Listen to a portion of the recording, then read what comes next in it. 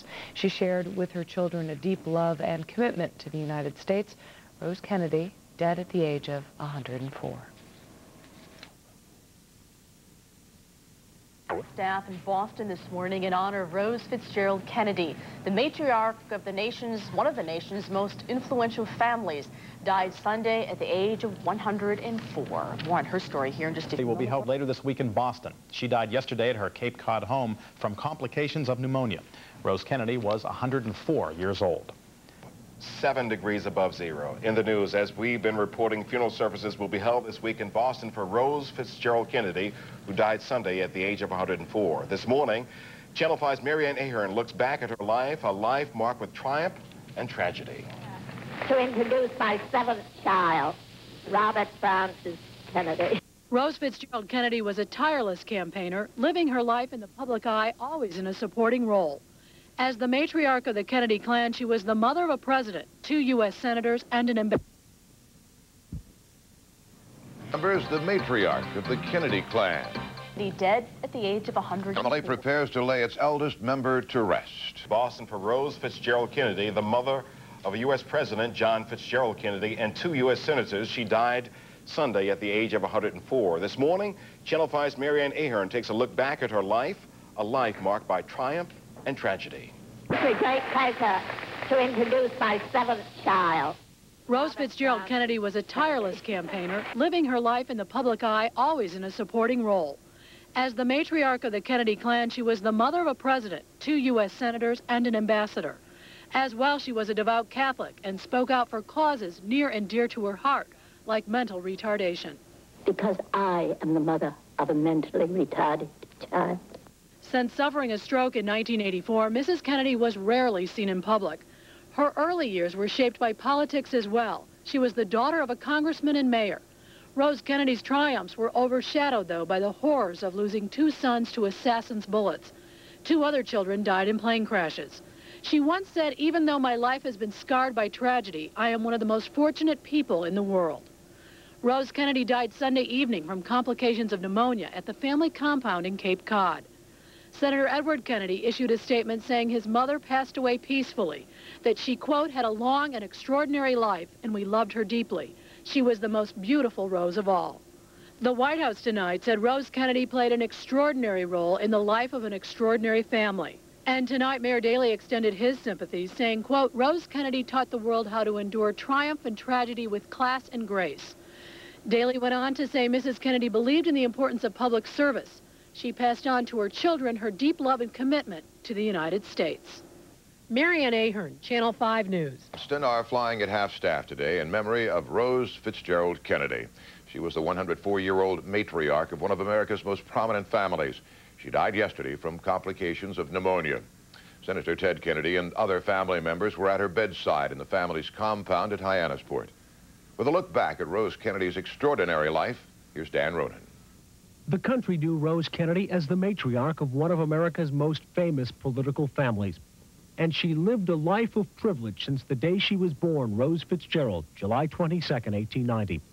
Rose Kennedy's father was the mayor of Boston in the early 1900s, and she lived around ambitious politicians all of her life. Rose Kennedy attended private schools and by all accounts was an excellent student. On October 7, 1914, she married Joseph P. Kennedy in Boston. He was an up-and-coming banker. Rose and Joseph Kennedy had 9 children, 4 boys and 5 girls. All of the boys had political aspirations. 3 of them ran for the presidency. But Rose Kennedy's life was dogged by tragedy. Son Joseph Jr. died during a World War II bombing mission. A daughter also died in a plane crash. Son John was a war hero and became the family's trailblazer in politics. He was elected president in 1960. 3 years later, though, he was assassinated in Dallas. Joseph Kennedy was too ill to attend his son's funeral, but Rose Kennedy did, although she was too frail to walk with family members from the White House to St. Matthew's Cathedral for the funeral mass. After President Kennedy's burial, hundreds of people went to the White House for what turned out to be an old-fashioned Irish wake. As the party ended, she told a relative, "Don't worry, everything will be all right now. It's Bobby's turn." Robert Kennedy did run for the White House in 1968. Well, now it's on to Chicago, and let's win there. But his life, too, was cut short by an assassin after winning the California primary. A relative says it was the first time she ever saw Rose Kennedy weep. To be remembered simply as a good and decent man who saw wrong and tried to right it, saw suffering and tried to heal it, saw war and tried to stop it. Family members say it was her unshakable Catholic faith that pulled her through the tragedies.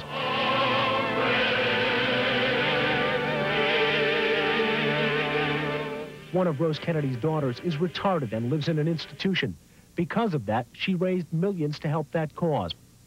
Rose Kennedy was only seen rarely in public during the last years of her life. She suffered a stroke in 1984, but bounced back.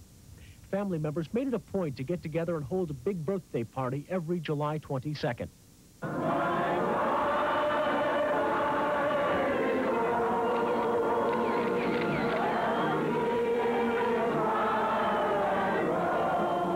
One of Rose Kennedy's grandchildren, Congressman Joseph Kennedy, summed up her importance to the Klan. She was, he says, the glue that always pulled the family together. Dan Ronan, CNN reporting. Here in Boston. After attending Manhattanville College of the Sacred Heart in New York and a finishing school in the Netherlands, Rose Fitzgerald, the belle of Boston, was courted by several well-heeled suitors, including, it was said, Sir Thomas Lipton, the English tea merchant. But it was Joseph Patrick Kennedy, the son of a prosperous saloon owner, who finally won her heart. Her father disapproved. In fact, Kennedy had to propose to her on the sidewalk in front of her house because he wasn't allowed inside. But Rose let her father know that she would marry Kennedy with or without his permission, and married they were in 1914. For more than 20 years, Rose led a mostly private life, raising a family, running her home, while Joseph built his fortune in banking, real estate, and motion pictures. But theirs may not have been a storybook marriage.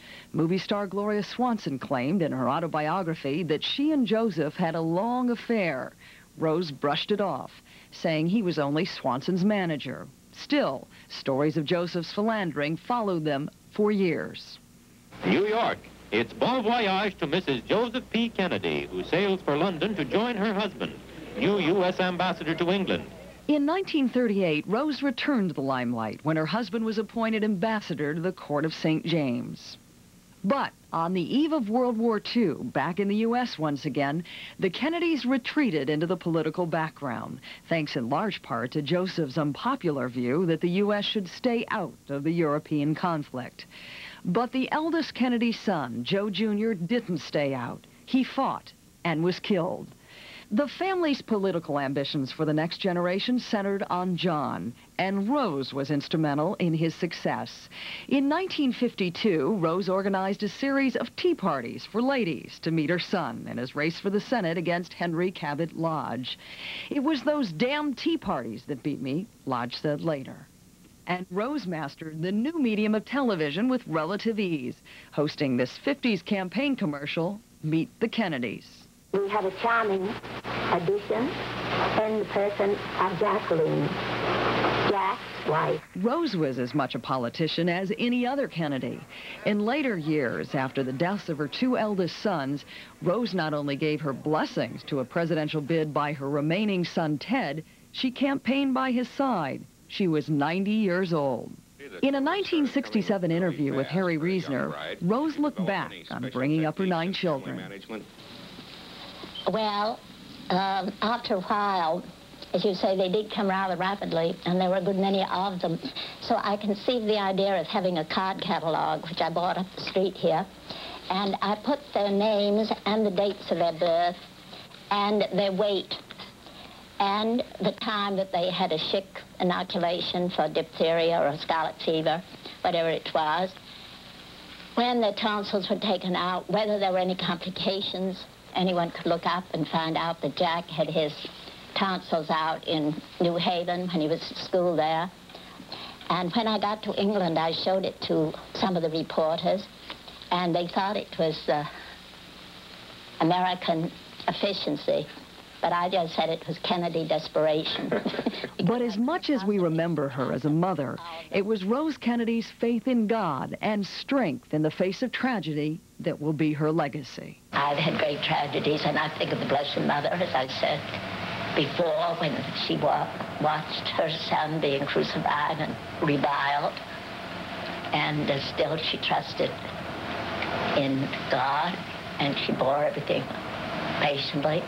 And I thought of her so often at the crucifixion, when I saw Jack in Washington in the Rotunda, and Bobby again in New York. And I'm not going to be vanquished either. It is 15 minutes past the hour. Coming up next on CBS This Morning, a closer look at a very private, public woman.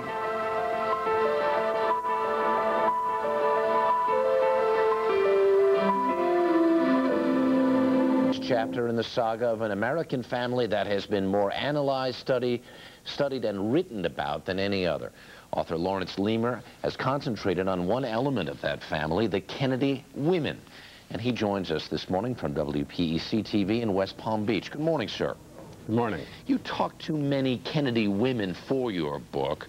When they talked about Rose, what was the thing that came up? What was the thing that they felt, or what was, I guess, the sentiment or idea about her most held in common? Well, she was the moral and spiritual center of the family. She's the center. She pushed them out into the world to achieve. I mean, that's what Rose was. She had so many high highs and low lows. How did she handle the tragedies in her life? Well, you know, we live in a kind of culture of complaint now, and in the 104.5 years of her life, you never heard Rose complaining, you never heard her whining, despite all the tragedies she faced. She had this deep, abiding faith. She also had this sort of Irish Catholic sense that you never look down, you never look back, and that sustained her. And this extraordinarily positive attitude about life. She would not have lived 104.5 years if she hadn't had that feeling. What kind of health was she in toward the end, do you know? Well, she had a stroke in 1984, and since then, she's hardly spoken. And that was her great fear, that she would end up this way, which is the way her mother ended up. That's sort of the dark side of having these wonderful genes that the Kennedys have. Of all of the accomplishments of her children, what do you think she was most proud of? I think that this was a family, that she sent them out into the world to achieve as a family and to stay together. That was her that was what she was given in life. She wanted to be this modern young woman and go to Wellesley College. She couldn't do that. She wanted to have a certain kind of marriage that she didn't have, and she decided her monument would be her children. And an extraordinary monument it is. 1 president, 3 senators, 2 members of Congress now, the first Kennedy woman who was the new lieutenant governor of Maryland. The Kennedy legacy goes on through her blood and through all that she has meant to the family. Her father was mayor of Boston. Her father was also congressman. Is that where the politics comes from in the Kennedy family, or it was no accident then that her children all ended up going that direction? Well, she was a political woman, a traditional political woman. When she was 5 years old, she would stand on the platform when her father was giving speeches. She loved that moment, and she thought a woman's role in politics was to stand behind the man, literally and metaphorically. And in those years, in the century over century of her life, of course, that has changed, and the role of a political woman is different. But the enormous sweep of her life is sort of unprecedented in American political history. What was her relationship like with Joe? What they had in common more than anything else was the development of the family. I mean, Joe wanted one of his sons to be president of the United States. They wanted all their children to go out in the world and not to let wealth dissipate them, to go out and do good, and that is the best part of the Kennedy legacy. You look at these pictures that we're showing this morning and think about all that has happened, and you wonder about if this is the passing of an era.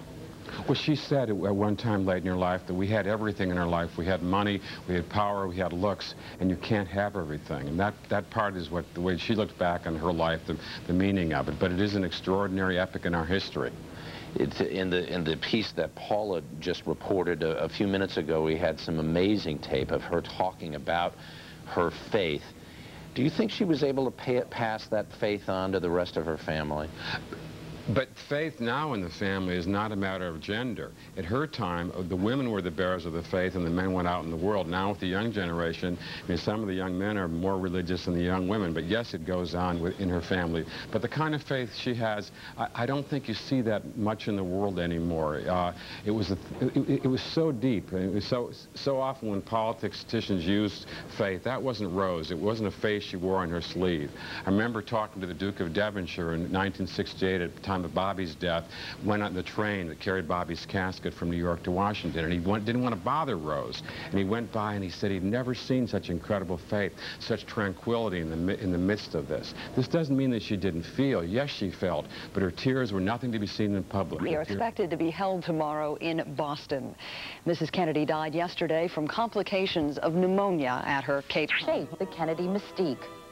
Some people enjoy a life that's sort of normal and mediocre, and other people respond to challenges and adventure and attainment. That's who we are. Born in Boston in 1890, Rose Elizabeth Fitzgerald was the oldest daughter of John Honey Fitzgerald, the flamboyant former congressman and mayor of Boston. Her mother, Josie, who hated politics, often allowed her daughter to attend political events in her place.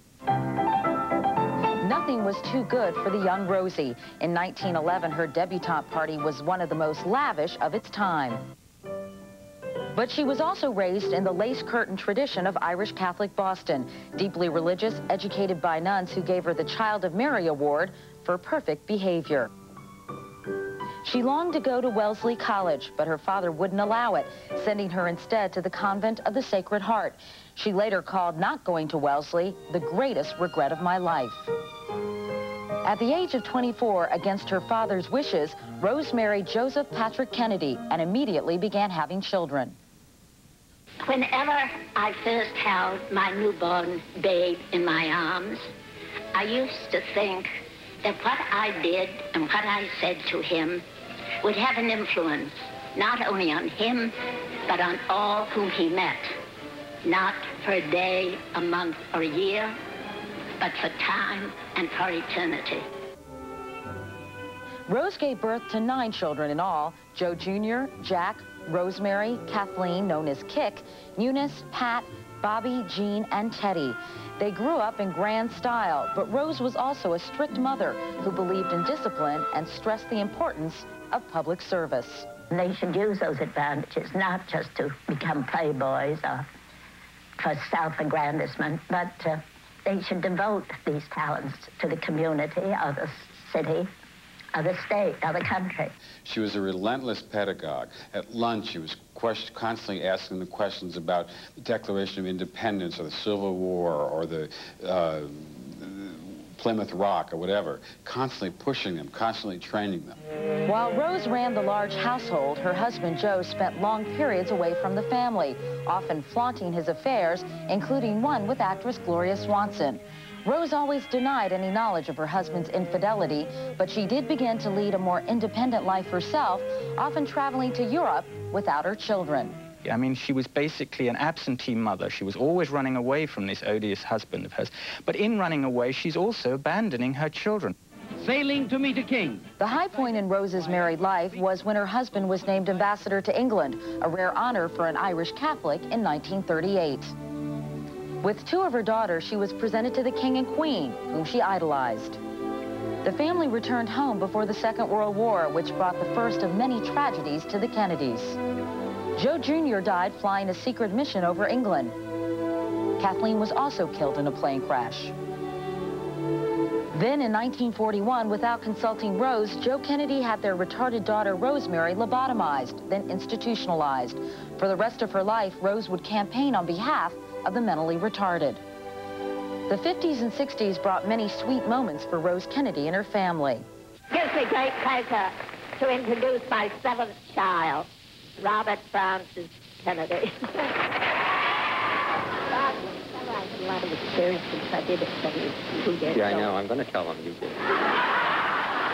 Well, why don't you give your own speech? See, that's it. We don't... My brother and I never... The reason she's never introduced any of us before is because we never go on the same platform with her. We couldn't possibly compete with that. But those years were also bitter ones because of the assassinations of her sons, Jack and Bobby. I've had great tragedies, and I think of the Blessed Mother when she watched her son being crucified and reviled, and still she trusted in God, and she bore everything patiently. And I thought of her so often at the crucifixion, when I saw Jack in Washington in the Rotunda, and Bobby again in New York. And I'm not going to be vanquished either, so I'm going to carry on. And she did. Always stoic, she found comfort in the Catholic Church, in which she held the title of Papal Countess and took communion every day from a priest who came to her home. She lived the last 20 years of her life quietly in Hyannisport, far from the public eye, watching videos from her family's past and enjoying the company of her 28 grandchildren and 41 great-grandchildren, all of whom carry on part of the legacy of Rose Fitzgerald Kennedy. And we'll be back right after these messages.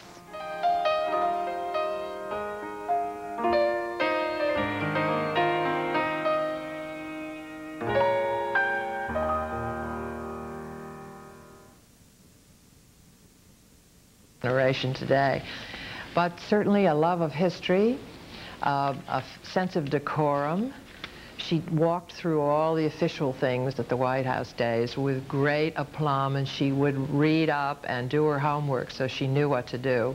I think she passed all of that on to her children, and to keep track of all the kids, what they were doing, and to encourage them, and always keep talking about public service, serving your country. She really was responsible for a lot of things. And you know, people say, oh, Rose Kennedy, she just kept having children. If it hadn't been for her, there wouldn't have been a John and a Bobby and a Teddy and a young John. I mean, she really, her genes were in those kids. Doris, you wonder about these things, about fate and the power of personality and all of that. Was it her drive? Was it her personality? Was it, I don't know, genes you could suggest, I guess, that made for all of this? Well, I think it was a combination. She and Joe Kennedy both brought to that marriage intense ambitions to do something with the family. Joe Kennedy had felt discriminated against as a young Irish Catholic in Boston, and he was determined that somehow there would be a president who would be Catholic, who would be his kid. Rose, on the other hand, had loved being the daughter of the mayor so much when she was a little girl that when she got into this family, she wanted to recreate a family that would love politics just as she had. So they both had needs and yearnings that created this institution of the Kennedy family. Doris Kearns-Goodwin, Letitia Baldridge, we thank you so much for sharing your thoughts with us today. You're very welcome. Do appreciate it. It's 16 minutes after the hour. We'll be right back.